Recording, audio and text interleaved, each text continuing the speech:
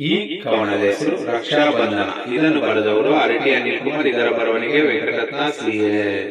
ಶ್ರಾವಣ ಮಾಸದ ಈ ಶುಭ ದಿನ, ಸದಾ ಉಳಿಯಲಿ ಈ ಸಿಹಿ ರಕ್ಷಾಬಂಧನ.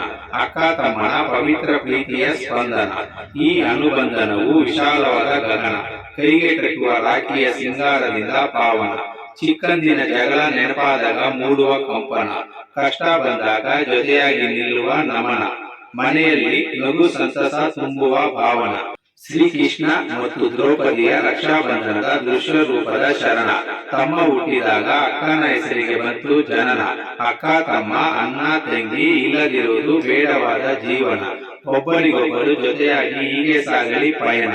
ಸಹೋದರ ನಡುವೆ ಮುನಿಸು ಅಸೂಯೆ ಆಗಲಿ ಮರಣ. ಕಿತ್ತಾಟವಿದ್ದರೂ ಮನದಲ್ಲಿ ಮಮತೆಯೇ ಒಡಹುಟ್ಟಿದವರಿಗೆ ಚಂದನ. ಮನಕ್ಕೆ ಬೆಸೆಯುವ ಮಧುರ ಮಮತೆಯ ಅನುಬಂಧನ. ಸಹೋದರಿ ಸಹೋದರನ ಆರೋಗ್ಯಕ್ಕಾಗಿ ಆಚರಿಸುವ ಆರಾಧನಾ. ರಕ್ಷಾ ಎಂದರೆ ರಕ್ಷಣೆ, ಬಂಧನ ಎಂದರೆ ಸಂಬಂಧದ ಆಚರಣ. ಜೀವನ ಪೂರ್ತಿ ಉಳಿಯಲಿ ಈ ಬಾಂಧವ್ಯದ ಸ್ಮರಣ. ತವನು ಮನೆಗೆ ಬಂದಾಗ ಸಹೋದರನನ್ನು ಹುಡುಕಿದೆ ನಯನ. ಬಾಳು ಸುಖಮಯವಾದ ಬಂಧವು ಗಟ್ಟಿಯಾದ ನಂದನ. ಪರಸ್ಪರ ಗೌರವ, ಕಾಳಜಿ, ವಿಶ್ವಾಸ, ಪ್ರೀತಿಯಿಂದ ಬೆಳೆಸೋಣ. ರಕ್ಷಾಬಂಧನದ ಶುಭಾಶಯಗಳನ್ನು ಎಲ್ಲರಿಗೂ ತಿಳಿಸೋಣ. ಇದುವೇ ಚೈತು ಪಜ್ಜು ಬಗ್ಗೆ ಬರೆದ ಪ್ರೀತಿಯ ಕವನ.